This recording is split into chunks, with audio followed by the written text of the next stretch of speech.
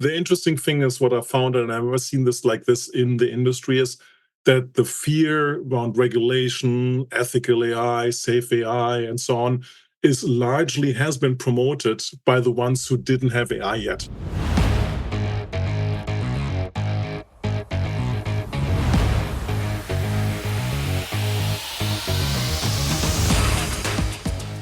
Good morning, good afternoon, or good evening, depending on where you're listening. Welcome to AI and the Future of Work, episode 311. I'm your host, Dan Turchin, CEO of PeopleRain, the AI platform for IT and HR employee service. Our community is growing thanks to you. I get asked all the time how you can meet other listeners. To make that happen, we recently launched a newsletter out on Beehive where we share weekly insights and tips that don't make it into the podcast, as well as opportunities that you can meet up with other community members. It's free. It's not spammy. We will never share your email address. We'll send a link to that newsletter so you can register for yourself. If you like what we do, please tell a friend and give us a like and a rating on Apple Podcasts, Spotify, or wherever you listen. It helps others discover the podcast. If you leave a comment, I may share it in an upcoming episode, like this one from Lowell in Nashville, Tennessee, who's in software sales and listens while doing his expense reports. Lowell's favorite episode is the one with Neil Mant, an awesome episode. Neil's an Emmy award-winning Hollywood producer and is a great entrepreneur. Fun conversation. Go look that one up in the archives. Lowell, glad you enjoyed it. We learn from AI thought leaders weekly on the show. Of course, the added bonus, you get one AI fun fact each week. Today's fun fact: Rich McEachran writes in IT Pro about what's required to separate fact from fiction as an enterprise leader investing in AI. He writes that the percentage of companies planning to invest in generative AI is actually down to 63% from 93% a year ago. One of the biggest barriers to widespread AI adoption is a lack of trust. Generative AI can be difficult to govern because there's no universal definition of how it can be used. And as we all know, regulation is still evolving. Above all the myths spread since 2022, the year when ChatGPT launched, about generative AI, those that imply LLMs can outpace humans or have already achieved AGI or artificial intelligence are perhaps the most damaging when it comes to trust. Case in point, NVIDIA boss Jensen Huang caused a stir earlier this year when he hinted at the death of coding. Matt Garman, CEO of AWS, recently suggested AI could mean developers aren't writing code within the next 2 years. Yet in 2024, earlier this year in May, a survey of 1,700 developers across the Stack Overflow platform found that 76% are using AI code assistants or plan to use them in the near future. However, many admitted that their code generated by AI struggles with context, complexity, and often obscurity. AI coding skills help developers with menial tasks, but aren't likely to replace whole jobs anytime soon. My commentary: after less than 2 years into this global experiment with generative AI, we're having grounded discussions about the real value, the cost, and the capabilities. It's clear AI augments without replacing humans. And it's also clear human augmentation could make humans sufficiently more productive, which could lead to a need for fewer of them to do the same quantity of work. It's more important than ever that we have an informed, nuanced conversation about this complicated relationship that we have with machines. Expect more of this discussion ahead. And as always, we will link to the full article in the show notes. Now shifting to today's conversation. Holger Mueller is a VP and principal analyst covering the future of work and human capital management for Constellation Research, one of the top enterprise software analysts, led by legendary tech provocateur Ray Wang. Prior to joining Constellation, he was VP of products for Northgate Rinso. He was also chief application architect at SAP and VP of products for FICO, home of great former guest Scott Zolby, who is the chief analytics officer there. Holger also held leadership roles at Oracle before becoming an analyst. He's a frequent blogger about enterprise software as well as sports. And his Uber backseat previews of tech events posted on his X account are always insightful. Holger studied information science, marketing, international management, and chemical technology at the University of Mannheim, and he speaks 6 languages. We're going to focus on English in this conversation. Without further ado, Holger, it's my pleasure to welcome you to AI in the Future of Work. I can't believe it took us 5 seasons to have you on, but let's get started by having you share a bit more about that illustrious background and how you get into the space. Thanks for having me, Dan. It's great to be here. Better late than never, right? No question about that. I still have to get my blood pressure down, blushing from that intro. Yeah, that's what they say about me. I'm trying to be humble. I'm not one of the analysts who thinks to be right all the time. I have to be right more times than wrong. That's what the quality is. But I also cherish to give controversial and thought-leading and thought-provoking advisory, which sometimes is decades ahead. Some of the things I wanted to see built by now have not been built yet. I got into this role because I used to build software for a living. No, my teams built software for a living. I was more in charge if they didn't deliver. I delivered what was good. And knew Ray from my time at Oracle. We both worked, and he kept saying, like, become an analyst. And I gave it a try, and I like it, right? It's much more fast-paced than building software where you work like hard for 3 months and you really have to do a lot of marketing to show people, look, that thing moved by 5 inches, and it was a lot of weekends, blood, sweat, and tears to get there. So good to be in analyst side where things are even faster moving. So I really like it. So that's how I got here. You and I both go back decades in enterprise software, and we've seen shifts that at the time have seemed cataclysmic, everything from mainframes to desktop or client server, from desktop to mobile, from on-prem to cloud. Now we're shifting from traditional applications to AI-first applications. Many, at least in and around Silicon Valley, claim that this technology shift is different than previous ones. Mm-hmm. What's your perspective? No, I think it's absolutely right. And it's right for the reason that for the first time, majority of enterprise automation is in the cloud. Yeah, so before we had delays because people had to sweat in assets, write that down. There was no significant advantage from it, right? So the first time we saw that for enterprise, if you want to talk a little bit of the history, right? We saw the rise of client server, which helped one of my 2-time employers, SAP, to become market leader of ERP, which they still are today. And the reason was having the same automation capability like on the then mainframe made it significantly easier for enterprise to roll out in different countries, because they would basically say, here, France, Mexico, Canada, here's your server. You figure out your requirement. Your market's different. Here's our 3. We trust it. We can roll it up. And that's what cemented it, because SAP was significantly ahead of everybody. But that was just in the enterprise, right? And still was on an own server, like other people made a lot of money on the hardware and the implementation, of course. Now, with the majority of automation being in the cloud, the innovation, whatever it will be AI, and God forbid, or we will know, there will be something beyond AI, right? What's going to be the next thing? Like I work on quantum as an example a lot, so maybe quantum is the next thing. It will be provided in the cloud.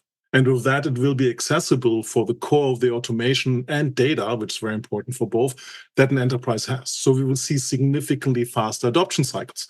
And if you look, the mainframe to client server was a decade, right? Client server to internet architecture was more than a decade potentially, because people were on different platforms, right? Going to a cloud architecture, that's still ongoing for some enterprise who are still running things on premises, and some vendors who run things in captive private data centers, which is nothing else than a hosted data center. So the same sticking to a paid asset server, which I have to pay down, being limited to that, and can't expand my software base, my digital automation potential as I want, as I need to. You know, so this is why we see the significantly faster adoption. Never in my 30 plus years, I've seen that enterprises told software vendors like last year, forget about the roadmap. I don't care what you told me in 2022. It's 2023, and I need to know what you're doing with AI. And it's okay to make sacrifice, not deliver stuff, because I mean, the thinking last year was like, if I don't get AI, I will not survive 2024. You know, that was a little bit exaggerated, right? People do survive without AI or some AI or starting AI, but that has never happened before. And it shows how the adoption cycles of technology get so much faster because of the cloud, right? Because you're running there and your cloud vendor wants to do the newest, greatest. They want to differentiate themselves. I just come back from Oracle's cloud world, right? It's a classic example. We can drill into this where an old guard company, right, which was relevant for companies 30, 40 years ago, realized to have the cash flow to put significantly amounts of money into public cloud investment, right? I mean, Oracle has never invested 50% of free cash flow back into CapEx, which they're doing since 8 quarters or so, right? They're the only cloud which has NVIDIA spare CPUs, GPUs available for people who want to do something because they invested so much. And someone who's 80, right? I always jokingly say, like, I wish when I'm 80 and still working, which I don't know if I want to, I would have half as much fun as Larry Ellison had on Tuesday delivering a keynote at 80, right? So good for him, good for Oracle, but it shows how important the cloud is and how fast the innovation from that is. And to a certain point, Oracle being a relative newcomer to the cloud, not having the investment legacy which an AWS has already, despite being around since 15 or soon 20 years, but they have to support a lot of things. Their CapEx goes across a lot of different things and different services, whereas Oracle's CapEx, being new to it, goes into lesser areas, more focused areas, right? And we can talk about Oracle a long time, but just as an observation here, how interesting that is in today's recent events with Cloud World just finishing this week in Las Vegas. So in your role, you sit at this interesting nexus where you're hearing what the vendors, Oracle, et cetera, are saying about their innovation. And then the other part of your job is listening to and educating enterprise leaders. What's the difference between what you're hearing from the vendors versus what you're hearing from the enterprises?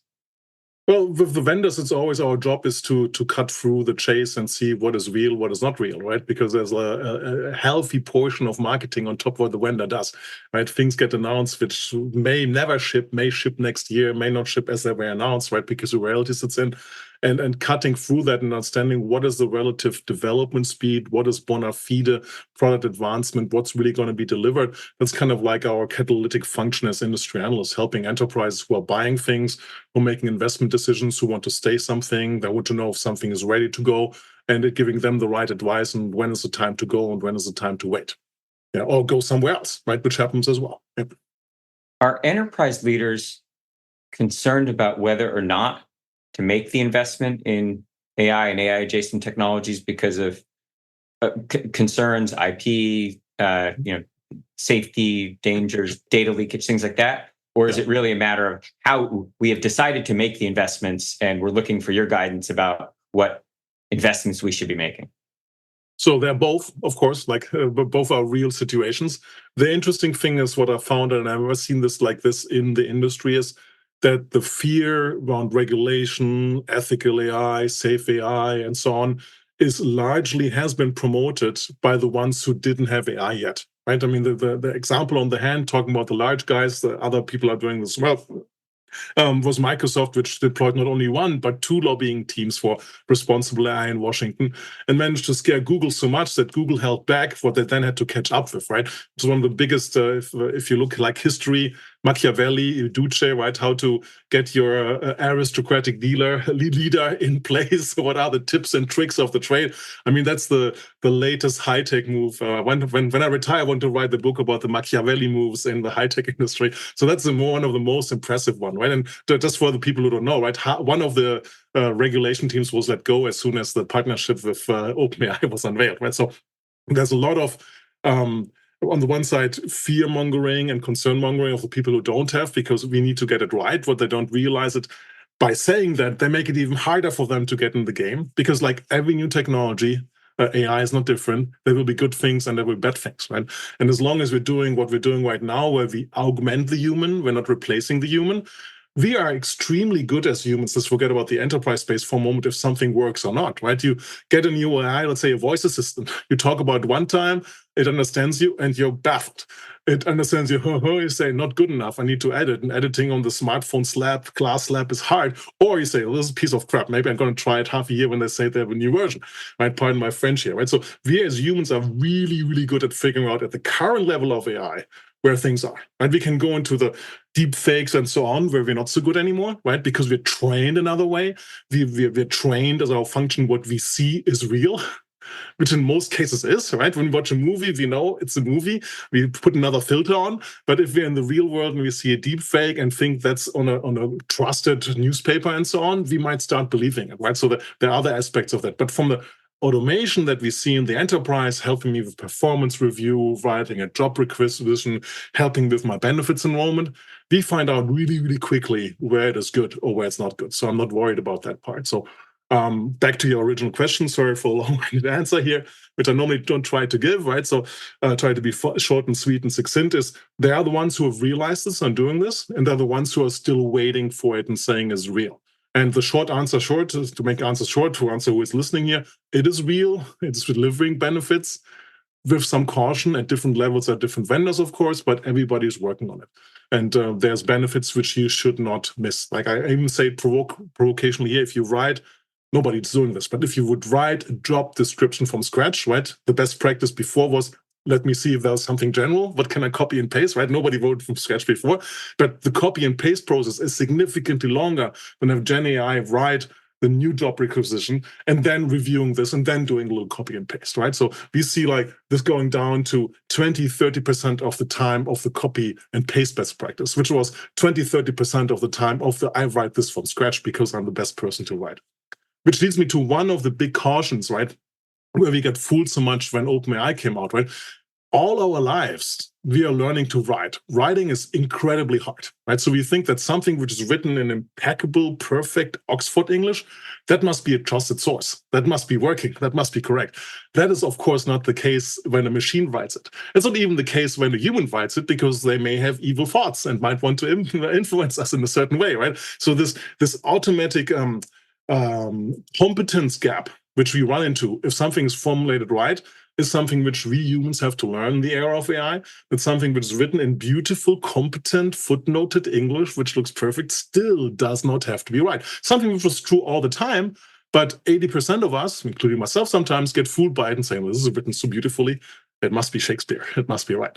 I'm going to go out on a limb and say that your job as an analyst is tougher these days, because there was a time when the analysts had access to information that wasn't as readily available to the public. And given that the innovation cycles have compressed to like literally, it seems crazy, but like days. Like I would imagine that a lot of the times you're going into brief an enterprise leader that has all the same information that you have, and yet they're looking to you to predict or discuss trends. How do you navigate that kind of new expectation that you have access to the same information in real time that your client does, and yet you need to synthesize it and come up with some insights that are non-obvious because everybody's an expert these days? Excellent, a great question. So I entered the space very late, 11 years ago, right? So for me, it was never about my information advantage to give better advice. Because in many cases, also information advantage is proprietary, under NDA, not available, and so on, right? Despite there's a huge amount of things which are public, which people just don't know because they don't look at different vendors and so on, haven't seen they published it and said that and so on. So there's, I would say 80% of what's perceived as being proprietary is actually by now in the public domain, right? So I never saw the exclusive information access to be the one to make my advice better. It was always the understanding of the overall trends of what's happening in the industry, coupled with what can be done in a day of writing software. It was interesting to listen to your intro, like how much will be generated in software and so on. So what is realistically coming out? What is the innovation speed of a vendor? And I centered my whole research around exactly that effect, which I call enterprise acceleration. Right? Enterprise have to move faster, become more agile, become more efficient, become more effective, which often gets forgotten. We can talk about efficiency versus effectiveness too. But that is the key aspect. So it says that the quality of the processing which matters. And this is why I do the low-level production in the back of the car seat coming from event videos, because simply wouldn't have the time. And it's more important to get the word out, even on a grisly Uber backseat video, or like I did the preview of Oracle Cloud World at the San Diego Terminal 1, which is like a noise hell. But hey, thanks to microphone quality, I could be understood despite my fast-speaking, mumbling, and thin German accent. So it's good enough, right? It gives people access to the information. It's also the reason, little pin here, why I put all my notes on Twitter. Right? We can talk about Elon Musk and Twitter for the rest of the podcast.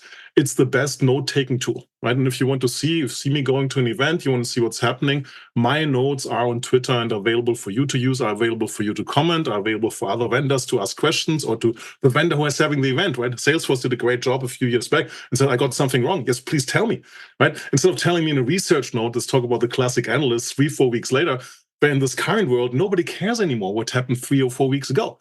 Right? Because the world has moved on. Everything's moving faster. So we as analysts have to find ways to get our information transformation vehicles up to speed with the reality how information moves. Because otherwise we're in this funny situation like we were in the COVID part, right, where we know the virus was developing every week significantly enough to create a new vaccine, but we needed 2 weeks to test the efficacy of the vaccine. So we're in the rabbit and hare situation where we could never win.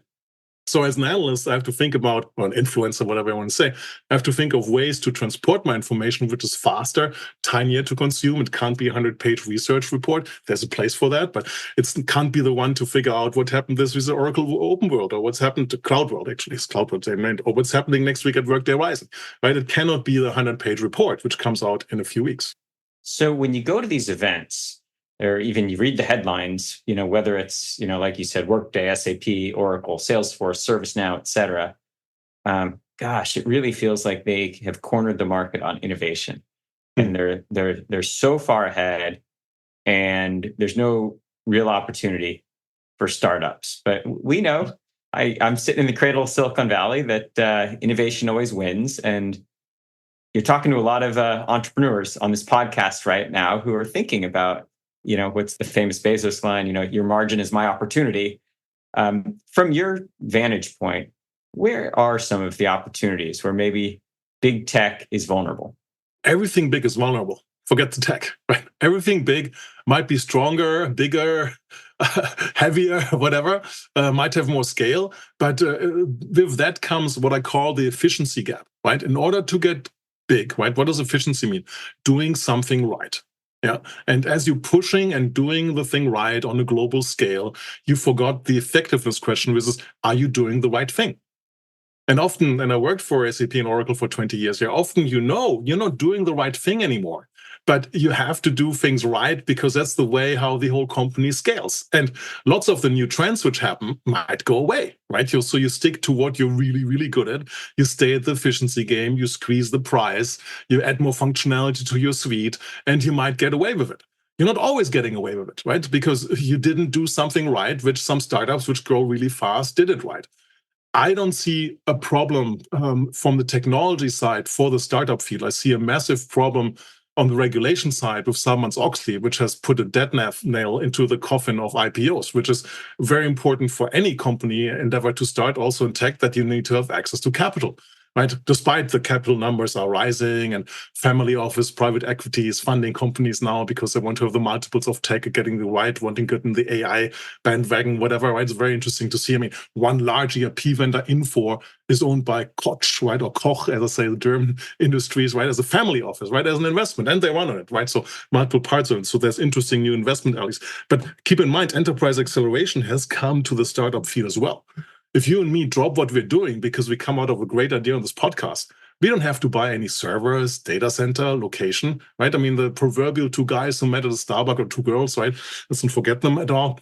And did their startup in one day and had built something immediately is there, right? Because the infrastructure, the cloud, right? Again, we're back at the cloud, allows to start something immediately, right? And every cloud is interested in startups and gives you credits. Well, before we had to find the money from parents and so on, my first startup, right? So from family and so on to buy hardware, and it would take months to get a PC, right? And now, I mean, you get 100,000, whatever, 6 digit, there's a competition, how much cloud credits you get for free before you have to buy something, right? So there's so many more flowers which can bloom.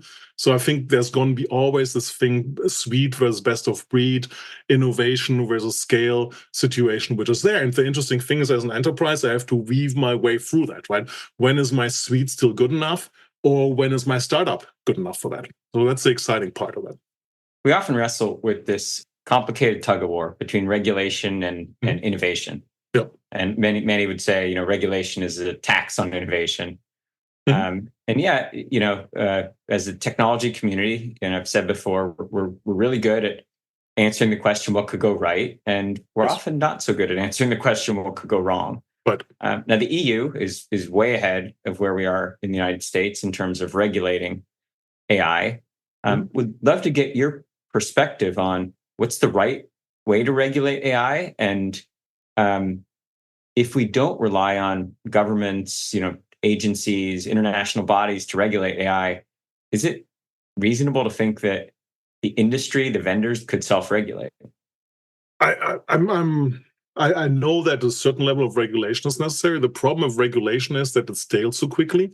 and the speed of fixing regulation is too slow, right? Back to enterprise regulation, there's a speed of regulation in areas which are moving as fast as we're seeing AI right now. I was really impressed both by the US, California just passed one, right, and Europe, right, how quickly it's the fastest way compared to cloud, internet privacy, online privacy, bad things happening on the internet, black, white, right? It took decades to come out of AI. They really went fast, but still not fast enough to not have what is the biggest problem of regulation, the unintended side effects of regulation, yeah, which is one of the problems why Europe doesn't have, and I'm European, I'm German, as you can hear, so I'm a fan of Europe to a large point, right? There's no cloud infrastructure in Europe.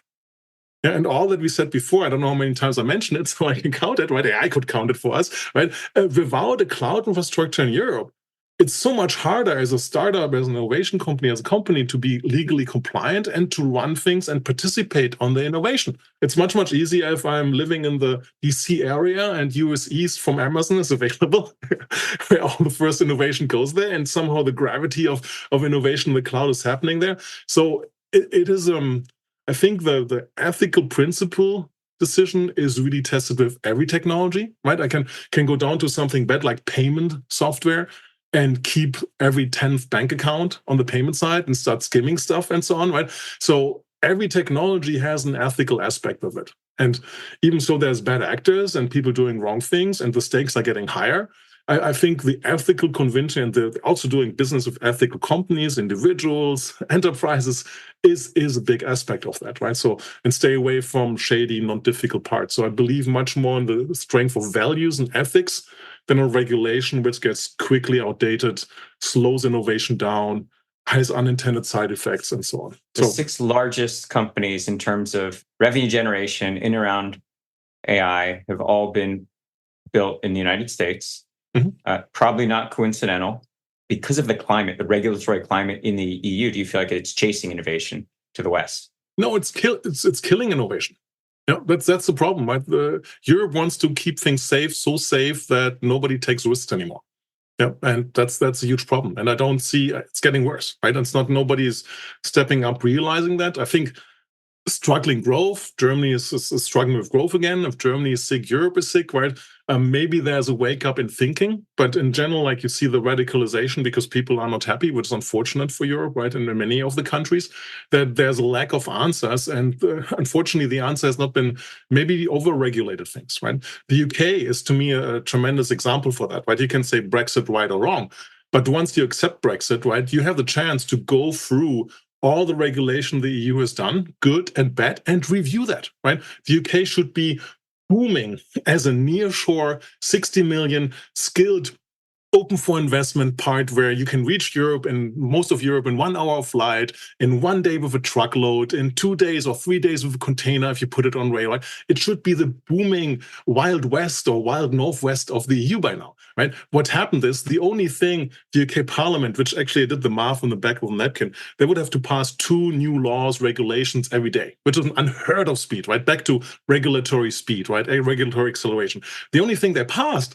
was the fee they pay to a EU citizen for staying in the UK. So that shows you the inability of legislative bodies from the regulatory lawmaking process to keep up with the reality of business. And that's a big, big disconnect, which puts people at risk, which gives a room for bad actors, but it also has the unintended side effect that innovation happens elsewhere. And innovation happens, I don't think so much for the regulatory largesse or staying back in the US, which is often seen, like you said. Silicon Valley has a unique situation, right? And that's the blog post I need to write, and I put myself under pressure to write it because I keep talking about it and talking about it. It's, if you look in the history of new technology, it was always regional because something was there, right? If you look at mining, steel construction, right? Proximity to coal and steel, iron ore, which came out of the ground. Ports, right? Shipping. It was always location, geographic location. And you see like the rise and fall of places like gold mining and whatever, like Earth out of Earth, the town boom to 100,000 down to just the post office being open now and so on. It was always one-time wonders. The difference of Silicon Valley, it's a multiple-time wonder in the sense that hardware was there. Let's not forget this, right? It took away hardware from the Boston area in the US. And because hardware and software at the time, it's no longer the case now, had to be so close, software is largely there, with the exception of Microsoft creating something also on the West Coast. Internet is largely there if you think of Cisco. And what was interesting to see, smartphone was everywhere. It was BlackBerry in Canada, Siemens was building phones, Nokia was building phones. It all collapsed down to Android and Apple, which again happened to be in Silicon Valley.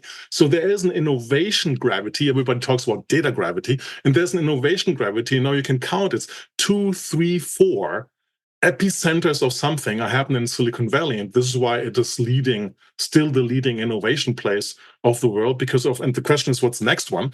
Yeah, I mean, quantum may not be happening there, right? Quantum might be the pullback of the East Coast right now. If you talk about quantum, IBM is leading the race if they deliver what they said they deliver end of the year. So there might be some disproportional part of it. But again, the software for quantum has to be built, and the software centers are there, except for Microsoft and AWS. And Seattle has done really well. Seattle might be the new cloud center, right? With Amazon, Microsoft being there, Oracle putting their cloud center there. So we will see how if cloud, but the question is, what is the next trend for Seattle to latch on, right? Will quantum go to Seattle? Will quantum stay on the East Coast? Will quantum go to Silicon Valley, right? Where you want to place your bet. And that's the reason why it's so relevant. Sorry, I'm talking way too much. You're supposed to ask the questions here. This is fascinating. And in fact, the topic of regulation and the geopolitics of AI really deserves its own whole episode. Maybe you'll come back another time and we'll just focus on that. It's a very important topic, and you have a unique perspective there. I got to get you off the hot seat, but not before you answer one last question for me. Let's say we're back here in 2 years, middle of 2026, and we're having a version of this conversation. What has changed? What are the main themes that we're talking about then that maybe we aren't anticipating today? Great question. Like I mentioned quantum a few times, right? If AI would not have happened for whatever reason last year, we would all be talking about quantum, right? Because quantum has matured to do things. And let's for a second, for the people who say, oh, what is quantum, right? Ones and zeros, we understand, all of us, right? What if you had a computing architecture which can do like the real world, live in fractions in 0.1, 2, 3, 4, 5 things? You can model things significantly better. Not only the fraud side, where everybody's worried that it's going to break encryption. Yes, it could break encryption, but quantum encryption is already there, available if you want to be safe, right? But the interesting thing is in protein folding, in research, every chemical process in nature can be better simulated, run on a quantum machine than on the digital machines, right? So that is my hope that something will happen this year in that space. So it should be talking more about quantum and the effect and what does quantum mean for business enterprise applications. The other big thing I'm waiting for to happen all the time is generative AI is transforming everything which is related to documents, right? Reading, writing text, generating, interpreting pictures, creating and analyzing video, right? Everything which is document-centric. It has not touched what the enterprise runs on, which is transactions. Right? We need the algorithm, and it might be the transformer algorithm or new algorithm, which can tell me, like, how should I run my business next year? My cash coming in is down. What do I do from an investment perspective? Which locations are the better locations? How do I simulate and trend things out? The question is it going to be a transformer model, or are we going to use what I call the infinite compute of the cloud to do more things like Monte Carlo simulations, scenario planning, and other things, right? We'll have significantly more ways to do the what if, which is awfully missing and all running out of gut feeling experience. Let's run this by someone with slow decision making, and with that changing it. So I think we'll see hopefully some quantum, we'll see a breakthrough in AI, and we'll see significantly more what if, what can I do, what will happen here. Well, thankfully, we're going to have a chance to have that conversation, and we'll see how you did. Those are two meta themes that I think that's really, really good insights. And happy to be wrong with some of them. I don't nail you, right? I'm not doing conservative advice. Maybe quantum is not happening yet. We'll see. It's the best information we have today. I think those are good. Always good room for failure, right? So yeah, but I like to give advice which is thought provoking. So and as long as you're right more than you're wrong, right? Exactly. Excellent. Well, this has been a lot of fun. I really appreciate you coming on, hanging out. Great work. Same here. Very thanks for having me. Great questions as always. Yeah. Every podcast is only as good as the questions asked. You made my synapses fire a few times, which I really enjoy. So Jen, I need no coffee anymore this Friday morning. I appreciate it. Thanks for having me, Dan. My pleasure. Where can the audience learn more about you and your work? Yeah, and anybody hearing this, I mean, you can reach out to me if you think I said something right or said something wrong. I care even more for the wrong. Please don't be shy. Reach out. Let me know. More than happy to engage. Excellent. Well, looking forward to the next version of this one already. Thanks for coming. Thank you. Brilliant. Well, gosh, that's all the time we have for this week on AI and the future of work. As always, I'm your host, Dan Turchin from PeopleRain. And of course, we're back next week with another fascinating guest.